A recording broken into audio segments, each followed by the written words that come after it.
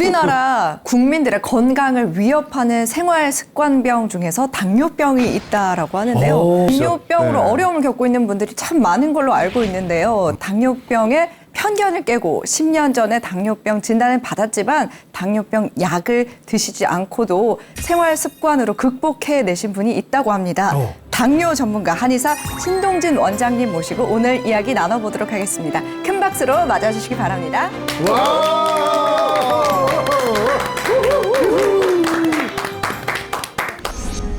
네, 안녕하세요. 한의사 신동진입니다.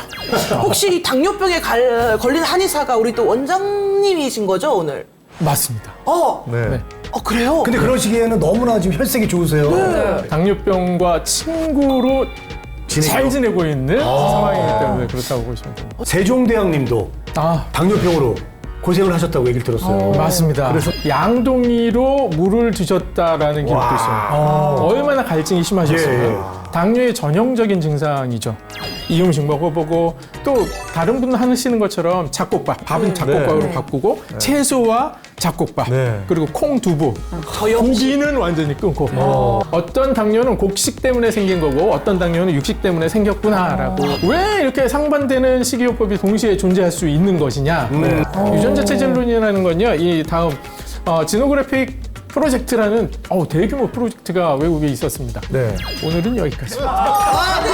제발! 안 돼! 알려줘요! 길게 해! 다음 시간 편성해 빨리! 제발 알려주세요! 부장님! 조금만 더!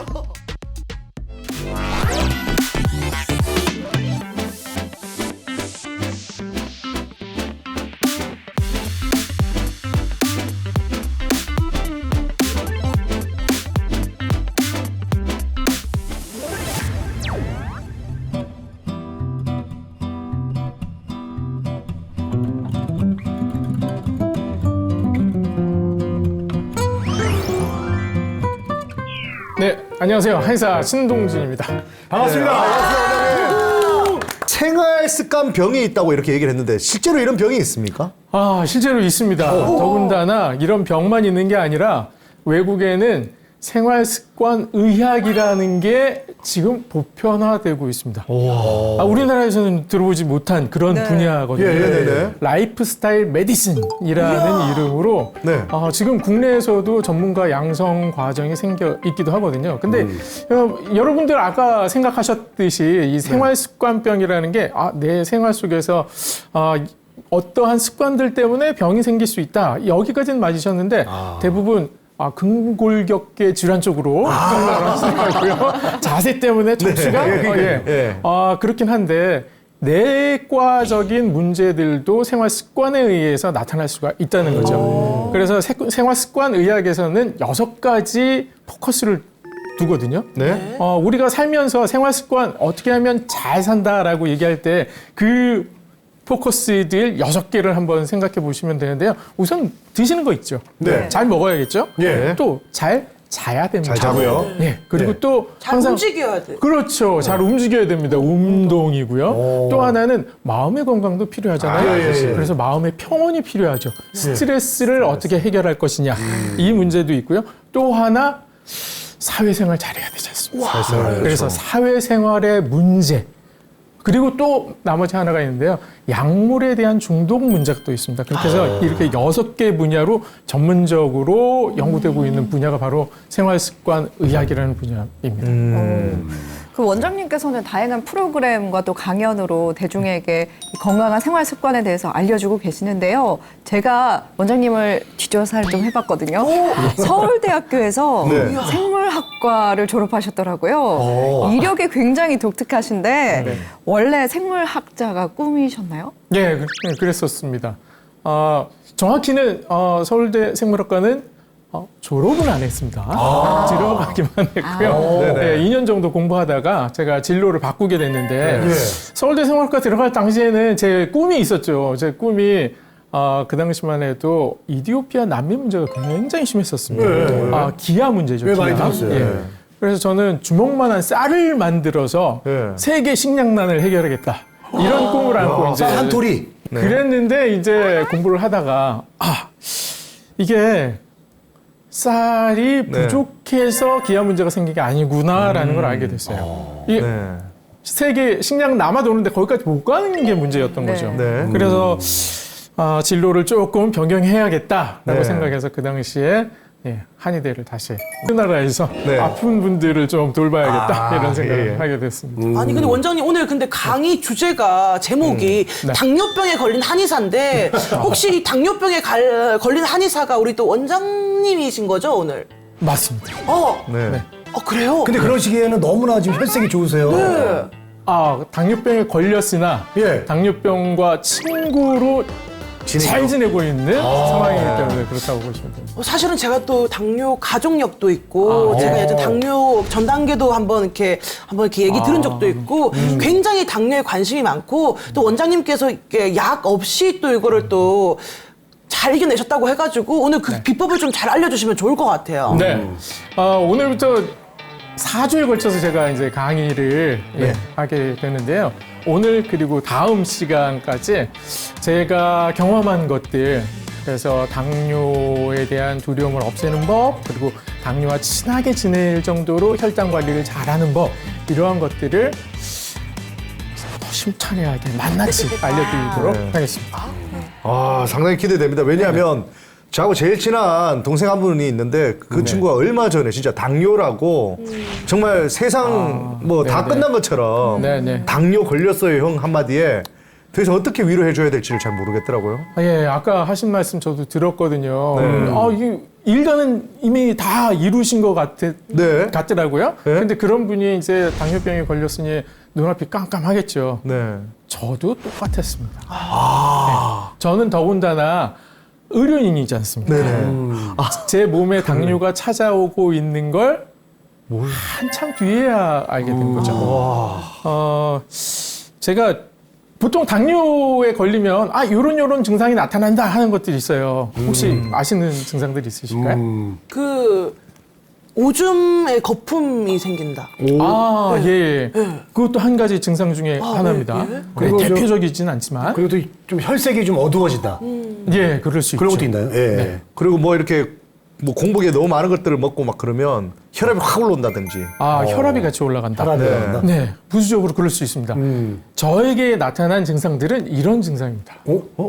심한 갈증? 갈증이 심해집니다. 피부가 그리고 가려워? 돌아서면 배고프고 돌아서면 배고프고 공복감이 심하죠. 잦은 소변. 네, 그리고 갈증이 많아져서 물을 많이 먹다 보니까 소변을 보는 횟수 그리고 양도 많아지게 되고요. 체중이 쭉쭉쭉쭉 빠지게 되죠. 많이 먹는데도 빠집니다. 근데 이런 것들만 있는 게 아니라 피로가 없어지질 않아요. 네. 저는 어떻게 이제 발견하게 됐었냐면 제가 굉장히 몸이 피로했던 거예요. 그리고 네. 체중도 조금 늘어난 상태가 이제 조절이 안 되니까 운동 부족이다라고 생각을 했어요. 네. 그래서 운동을 시작해야지 하고서 이제 그 당시에 이제 처음으로 막 이렇게 쇳대를 잡고서 막 네. 이렇게 후두리는 그 운동을 했단 말이죠. 운동. 연습장에 하는 가서. 운동. 예. 그랬는데 다음날 아침에 일어나면 이 손이 안 펴지는 겁니다. 경험해 보시지 않았을 거예요. 손이 안 펴져요. 피려고 해도 안 펴져요. 어이구. 네. 그래서 제 손으로 하나씩 이렇게 손가락을 피고 나야 그때부터 움직였어요. 그래서 저는 생각에 내가 운동을 너무 열심히 했구나. 그래서 내가 이 손이 이게 약간의 염증이 왔나 보다 이렇게 생각하면서 운동을 계속 했거든요. 그러다가 저희 한의원 바로 앞에 내과 원장님이 계세요. 내과가 있고요. 그 원장님하고 점심을 이제 자주 같이 먹는데 하루는 신원장 왜 이렇게 물을 많이 먹나? 이렇게 얘기하시는 거예요. 네. 안 그래도 요즘 뭐 한 시간에 뭐 큰 잔으로 물을 2컵씩 마시고 화장실도 자주 갑니다. 그랬더니 이따 끝나고 우리 내과에 오시게 해가지고 거기서 혈당을 쟀는데 혈당 2시간 이후에 식후 2시간 이후에 혈당이 정상이 140 아래예요. 근데 제가 쟀을 때 379가 나온 거예요. 와, 거의 굉장히 높은 두 배 혈당이에요. 한참 이상이네요. 그렇죠. 그래서 그 혈당 수치를 보시고 원장님께서 당뇨병인 것 같다. 네? 제가 그 얘기 들었을 때 눈앞이 이제 깜깜했었죠. 근데 지금 네. 말씀 중간에 끊어서 죄송한데요. 지금 아닙니다. 아까 전에 그 우리 원장님의 증상이 네. 저 지금 체중 감소 하나 빼고는 다 저하고 해당됩니다. 그러세요? 예. 당뇨는요, 참 다행스러운 게 저렴하게 내 혈당을 측정할 수 있는 기계가 있거든요. 아, 그래요? 그래서 저는 각 네. 가정마다 온 가정에 혈당계 하나씩은 구비하시는 것이 좋다라고 말씀을 드리는데, 예, 이동엽 씨도 혈당계 네. 없으시다면 하나 구입을 하셔서 구입해서 예, 확인을 좀 측정을 해봐야 되겠습니다. 좀 하셔야 됩니다. 그리고 또 당뇨가 또 굉장히 무서운 이유가 또 합병증이잖아요. 네, 맞습니다. 당뇨가 무서운 이유는 합병증 때문입니다. 혈당이 높아서 피로하다? 뭐 생명의 위험은 없잖아요. 근데 네. 문제는 피가 끈적끈적해지면서 각종 혈관에 질환을 일으키게 되거든요. 기억나시는 합병증들 있으세요? 무서운 합병증. 아까 저 우리 명선 씨가 뭐 이렇게 괴사가 된다고. 예. 그럴 수도 있다고 그러더라고요. 당뇨발이라고 부르는 거죠. 예. 발 쪽에 괴사가 일어나는데 상처가 아물지가 않으니까 네. 예, 결국엔 잘라내야 되는 경우가 있을 수가 있습니다. 기타 합병증의 종류는 이렇습니다. 네, 심장마비 무섭죠. 네. 이거 급사하는 질환이지 않습니까? 네. 또 한 가지 생명에 치명적인 뇌졸중, 뇌졸중도 뇌졸중이라고 있고, 이야기하는 네, 거. 심근경색도 있고. 맞습니다. 근데 아까도 이제 말씀하셨지만 시력 상실 이게 굉장히 많이 불편한 증상 중에 하나거든요. 네. 굉장히 두려워하시죠. 왜냐하면 사람 몸이 만냥이면 9천냥이 눈의 눈이죠. 가격이라고 얘기를 네. 하지 않습니까? 네. 이 망막 혈관들이 굉장히 미세하기 때문에 혈액이 진득진득해지면 이 미세 혈관들이 다 손상을 받기 때문에 이런 증상이 나타나는 거고요. 네, 그래서 이렇게 무서운 합병증이 내 생명을 위협할 수 있기 때문에 당뇨병을 반드시 극복하셔야 되는 거죠. 네. 아니 선생님 그리고요. 제가 알기로는 그 우리 옛 위인 중에 네. 세종대왕님도 아, 당뇨병으로 고생을 하셨다고 얘기를 들었어요. 맞습니다. 그래서 나중에 시력까지 잃는 거로 저는 알고 있거든요. 예, 정확히 알고 정확히 알고 계십니다. 있죠? 예. 네. 세종대왕님의 기록들이 뭐 조선왕조실록, 승정원일기 이런 데 나와 있죠. 네. 근데 그 중에서 양동이로 물을 드셨다라는 기록도 있어요. 얼마나 갈증이 심하셨으면 예. 당뇨의 전형적인 증상이죠. 그래서 나중에는 결국 눈 앞이 보이지 않게 되었다라는 내용까지 있습니다. 네. 그걸 지금으로 봤을 때 소갈병, 이제 당뇨병이라고 이야기를 합니다. 아이고.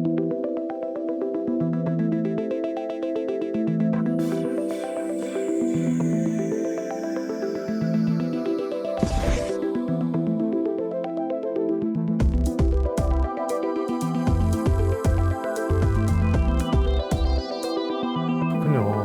물을 이렇게 양동이로 먹을 정도면 그 영화 연가시가 생각나네요. 예. 예. 네. 근데 소고기 이런 걸 엄청 많이 좋아하셨다고 고기 없이는 밥을 못 먹었다 하는데 그거랑 네. 당뇨랑은 상관이 있습니까? 음식 관련된 요인이 당뇨병 발생 원인 중에 하나라고 저는 생각하기 때문에 가능성이 굉장히 많습니다. 아, 그렇군요. 예, 차차 설명을 또 드리도록 하겠습니다. 네. 결국 한의사인 저도 당뇨병 앞에서는 별 수가 없었습니다. 예, 당뇨병 앞에 무릎을 꿇었죠. 아이고.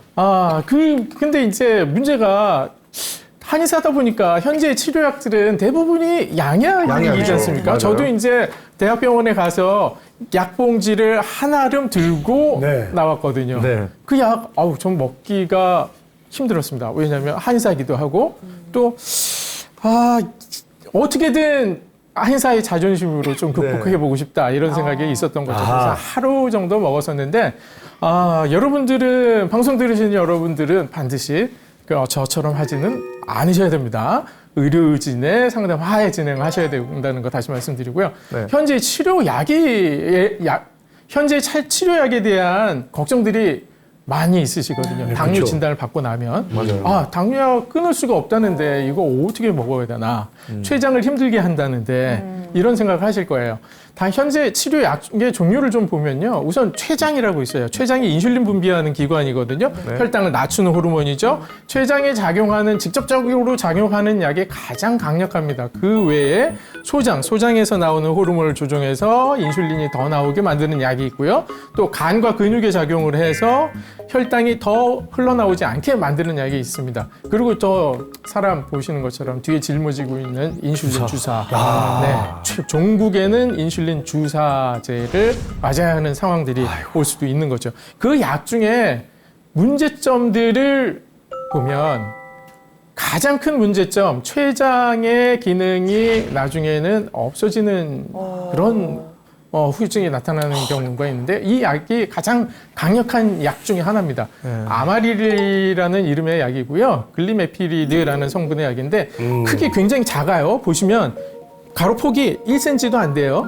1cm 정도 되고요. 팔자 모양의 약이잖아요. 네. 근데 약 중에서는 크기가 굉장히 작게 보여서 아 이거 별거 아닌 약이네 라고 생각하실 수 있어요. 그리고 제일 약한 약이 크기가 가장 커요. 당뇨약 중에서. 그래서 이건 센 약, 이건 약한 약 이렇게 생각하실 텐데 아닙니다. 이렇게 생긴 약이 가장 강한 약입니다. 그래서 작을 수 가능한 한 저 약부터 조절하기 시작해야지 내 췌장이 좀 쉴 수가 있다. 이렇게 생각할 수가 있는 거예요. 그렇다면 내가 왜 과연 당뇨병에 걸렸느냐? 왜요? 그래 이런 양약들 그래 뭐 조금 내 몸 관리를 좀 더 하면 끊을 수 있겠지, 줄일 수 있겠지 이런 생각을 하는데 원인을 고쳐야 되잖아요. 그렇죠, 그렇죠. 그 원인들이 이런 것들이 있습니다. 여러분 생각하시는 원인들 다 들어가 있을 겁니다. 첫 번째 밥을 많이 먹어서 와, 나 가식인데. 네, 과식, 과식이죠. 예. 오. 그리고 맛있는 거 절제 못해서 예, 맞아요. 아이스크림. 예. 저 아이스크림 통으로 그냥 그 자리에서 다 먹었습니다. 저는 31가지로 먹거든요. 예. 예. 31가지 네. 앉은 자리에서 다 먹는 예. 그런 습관이 당뇨병 오기 쉽다는 거죠. 결국 운동도 잘 안 하고 그럼 비만. 뭐가 생깁니까? 비만해지게 되겠죠. 그리고 아까도 말씀드렸지만 스트레스 호르몬은요 혈당을 확 올려주거든요. 그렇기 때문에 췌장이 힘들게 될 수밖에 없고요. 약물도 요인이 있습니다. 약물도요? 예, 보통 스테로이드 호르몬제라고 들어보셨죠? 네네. 이 스테로이드 호르몬제는 꼭 써야 할 때가 있어요. 예, 무조건 나쁘다는 건 아닌데 꼭 써야 할 때가 아닌데도 많이 남용을 하는 경우들이 있습니다. 그런 경우에는 스테로이드 호르몬은 스트레스 호르몬하고 같은 종류라서 혈당을 많이 높이거든요. 센 약들에 많습니다. 진통, 소염 효과가 가장 센 약이라서 관절이 많이 아프신 어머님들 드시는 경우가 있고요. 피부 안 좋을 때 드시는 경우들 있으니까 맞아요. 주의하셔야 피부 안 좋을 됩니다. 때. 근데 여기서 하나 꼭 짚고 넘어가야 될 게 유전 요인입니다. 유전? 예, 어머니 아버지가 당뇨가 있으세요? 그러면 예. 자식이 당뇨가 발생될 확률도 높아지지 않겠습니까? 그렇죠, 걱정되시죠? 그렇죠. 예. 저희 한의원에 오시는 환자분들도 그 걱정하시는 분들 많거든요. 아, 당뇨가 생겼는데 우리 아이한테 이거 갈까봐. 물려주고 싶진 않다. 그러면서 걱정하시는데 한 가지 사실을 알려드리면 예. 여러분 부모님이 류마티스 관절염이 있으세요. 예. 그러면 자식이 류마티스 관절염이 생길지 걱정하시는 분 보셨습니까? 그렇게 못 많지는 않습니다. 들어봤어요. 당뇨병은요, 류마티스 관절염이 유전될 확률보다 낮아요. 네, 아이고, 이렇게 다행이다. 말씀을 드리면 조금은 괜찮은 안심을 하실 수가 있어요. 근데 보통 상식으로는 당뇨는 유전이다 이렇게 알고 있잖아요. 그렇죠. 근데 그 유전이 유전자의 유전보다는 생활 습관의 유전인 경우가 더 많습니다. 어머님이 드시던 차려주시던 반찬, 네. 밥 그대로 아이들 먹게 되고 또 계속 네, 어머님 물려주게 스타일로 되죠. 먹게 되거든요. 맞습니다. 그것 때문일 가능성이 높다는 거 생각하시면 되겠습니다.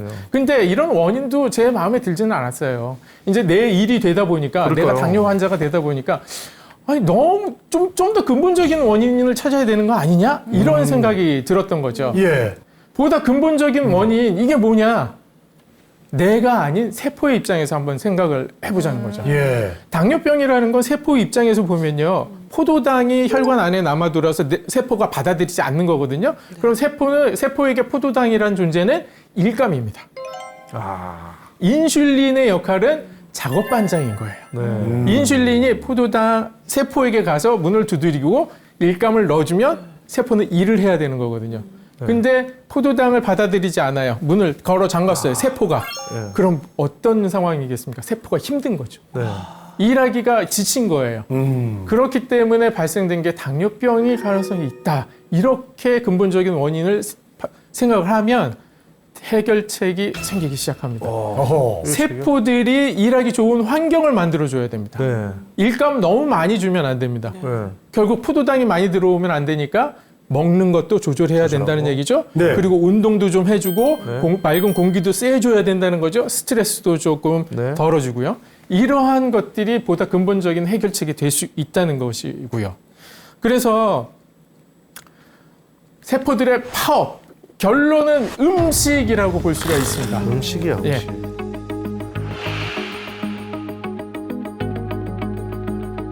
이걸 제가 어떻게 알게 됐냐면요. 네. 제가 초기에 이제 혈당과 싸움이 계속 있었지 않습니까? 이 음식 먹어보고 또 다른 분 하시는 것처럼 잡곡밥, 밥은 잡곡밥으로 바꾸고 채소와 잡곡밥, 네. 그리고 콩, 두부, 저염식. 고기는 완전히 끊고 이렇게 식사를 했어요. 근데 혈당이 안 떨어져요? 많이 떨어지지 않아요. 오, 네, 그래요? 필요한 것도 없어지지 않았어요. 그럼 왜 어떻게 그러지? 먹어야 되나? 워낙에 혈당이 높았었으니까 네. 떨어지는 속도가 더디었을 수도 있겠는데요. 네. 제가 결론적으로 야 이건 음식에 답이 있다라고 생각하게 된 계기는 네. 닭곰탕 먹고 나서였어요. 닭곰탕이요? 네, 고기잖아요. 예, 닭곰탕. 닭곰탕을 밥 완전히 빼고 네. 닭곰탕 한 마리 고기와 국물까지 다 들이켰습니다. 그 다음에 혈당을 쟀어요. 예. 혈당이 뚝 떨어져서 나와요. 오, 진짜. 아니, 그러니까 밥을 빼고 밥을 빼고 닭하고 국물만? 닭하고 국물 반찬만 아유, 먹었어요. 진짜. 뭐 소금 같은 거 간을 하게 되면 그렇죠. 짤 텐데. 그러니까요. 네. 간도 안 하고? 네, 아니 간은 했죠. 간은 했는데 간은 해서 근데요? 먹은 거예요. 예. 간은 했지. 그래서 야 음식에 문제 이게 해답이 있을 수 있다 생각해서 예. 그 다음에 저는 어디로 달려갔냐? 예. 서점으로 달려갔어요. 서점으로. 네. 닭곰탕 맛집을 찾으러 서점에 갔나요? 가시면 한 장 자체가 네. 저렇게 건강 그리고 식품 식품 건강 코너가 있습니다. 예. 거기서 모든 책을 다 꺼내 보기 시작했어요. 예. 당뇨와 관련된 부분들 다 찾고. 네네. 네. 그래서 제가 딱 찾은 두 가지 책이 있습니다. 지금 보시는 이 책이. 이야. 야, 약 없이 역시. 당뇨병 이겨내기라는 책이 있고요. 당뇨병엔 밥 먹지 말라는 책이 있습니다. 근데 희한한 건 말이죠. 예. 이 두 가지 저자가 말하는 식단이 달라요. 그럼 어떡합니까? 이렇게 달라요. 고기 절식법 대 탄수화물 절식법. 한 사람은 고기 먹지 말라고요. 한 사람은 밥 먹지 말아요. 둘 다 안 먹으면 되는 거 아니에요? 끊거나 밥을 끊거나 두 개 다 굉장히 극단적인 그렇죠. 식단이죠. 좀 근데- 극단적이죠. 하나는 단백질이고 하나는 탄수화물이거든요. 맞습니다. 고기 먹지 말라는 사람은 누구였을까요? 외국 사람. 외국 사람이죠. 맞습니다. 그 사람 닭곰탕을 모르나? 탄수화물 밥을 끊으라는 사람은 일본 사람이었어요. 아. 그래서 이런 차이가 있구나라고 알게 되고 찾아보니 예. 이미 이러한 식단 TV에 소개되고 있었습니다. 한 분께서는 완전 채식만 하시는 분이에요. 네. 현미쌀도 그냥 물에 불려서 생쌀을 드시기도 하는 분입니다. 고생했네. 고기란 전혀 없죠. 예. 예, 김치도 없습니다. 근데 또 한편에는 고기, 밥이 없고 탄수화물 없이 고기와 채소로 이루어진 식단입니다. 네. 극단적인. 이렇게 극단적인 식단인데 어떤 사람에게는 요 식단이 도움이 되고 어떤 사람에게는 요 식단이 도움이 된다는 거죠. 네. 제가 또 생물학과를 지원한 학생으로서 궁금해지지 않겠습니까? 예. 네, 연구를 시작했죠. 음식국 중독에 두 가지가 있다 이런 가설을 세우고 곡식 당뇨와 육식 당뇨가 있다. 어떤 당뇨는 곡식 때문에 생긴 거고 어떤 당뇨는 육식 때문에 생겼구나라고 이 가설로 자료를 찾기 시작했습니다. 딱 떨어지네요. 왜 이렇게 상반되는 식이요법이 동시에 존재할 수 있는 것이냐? 근데 대충 감은 오시죠. 한 사람은 외국 사람, 한 사람은 동양 사람. 네. 네. 유전자 체질론이라는 걸 설명을 이제 드려야 되는데 저는 유전자 체질론에서 답을 찾게 됐습니다. 유전자 체질론이라는 건요, 이 다음 지노그래픽 프로젝트라는 대규모 프로젝트가 외국에 있었습니다. Piece together how humans populated the Earth. Here's how it works. Historically, people close to each other tended to share more of those genetic markers, the little DNA typos passed on from parents to their kids, than they did with people on the other side. Over the last several years, the Genographic Project has studied the Y chromosomes and mitochondrial DNA of more than 500,000 people.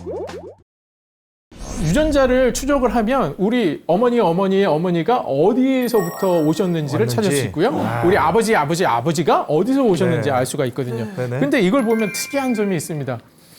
뭐 방식은 핵에 있는 유전자와 미토콘드리아 유전자 두 가지를 보는 건데요. 네. 요거는 미토콘드리아 유전자예요. 어려우니까 이건 어머니의 유전자를 추적한 거라고 보시면 됩니다. 네. 한국이 어디 있는지 보세요. 저 파란색. 네, 여기 파란색 부분 보이시죠? G라고 보여지네요. 예. 위에서부터 이렇게 내려오고 있는 밑으로. 루트가 보이죠? 예. 네, 다음 거 보여드릴게요. 자, 한국 보이시죠? 네, 보입니다. 찾으셨죠? 네. 여기서는 아래에서부터 밑에서 이렇게 내려오고. 올라가고 이렇게. 있는 게 보이죠? Y 형색체의 지도는 아버지가 온 경로예요. 네. 아까 보신 건 어머니가 온 경로입니다. 네. 우리 어머니의 어머니는요. 북쪽에서 내려오셨고 우리 아버지의 아버지는 남쪽에서 올라오신 그런 민족이 현재 우리나라에 다수로 살고 있다. 이런 그래서 뜻이에요. 남남북녀가 있나 봐요. 맞습니다. 저도 그 남남북녀를 그렇게 해석합니다. 네.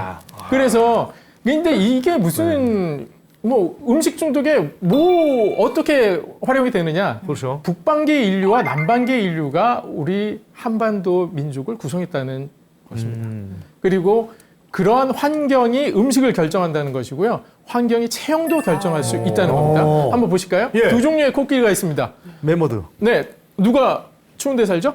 저 큰 애가. 덩치 큰 애, 메머드. 예, 저건 그 덩치 작은 애는 예, 더운 데 사는 더운 데 인도나 살고. 아프리카 사는 코끼리죠. 이 두 코끼리의 가장 큰 특징 하나를 꼽아주세요. 뿔. 뿔 아닙니다. 뿔보다 더 털도. 덩치 차이, 덩치 덩치. 차이. 아 아니에요. 변. 아, 눈에 보이는 거에서 아, 고르시면 보이는 돼요. 거에서? 보이는 거에서. 귀요, 귀. 아, 귀. 귀가 다르네. 정확합니다. 예. 추운 데랑 더운 데. 네, 추운 데 사는 동물은 귀가 작죠. 작아요. 왜 그렇죠? 에너지를 뺏기면 안 되니까. 얼지 말라고. 체온을 뺏기지 말라고. 근데 더운 데 사는 코끼리는 키가 커. 이 방열판 역할을 하니까 예. 열이 좀 펄럭거려야 나눠. 되고. 그렇습니다. 맞습니다. 다음 동물을 있습니다. 와, 재밌네, 이거. 예. 두 종류 귀. 그렇죠, 그렇죠. 정답 귀. 예, 사막여우. 여기 북 사막여우가 어느 쪽입니까? 왜 오른쪽? 그렇죠. 이거야말로 극단적인 귀네요. 맞습니다. 이거야말로 극단적인 외계인인 줄 알았네. 북극 여우와 사막 여우입니다. 예. 이러한 차이 인간에게도 있을까요? 있지 않을까요? 눈 있을 것 같아요. 보십시오. 보십시오.